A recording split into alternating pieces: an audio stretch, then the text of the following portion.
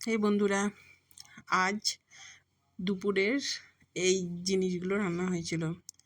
যে পায়েসটা দেখলে, পায়েসটা হয়েছিল হচ্ছে আজকে মায়ের জন্মমাস, জন্মদিন বলাটা ভুল, কারণ হচ্ছে এই মাসেই জন্মদিন, কিন্তু আমরা জানি না যে কবে অ্যাকুরেট, সেই জন্যই মাসে মা পায়েস করেছিল।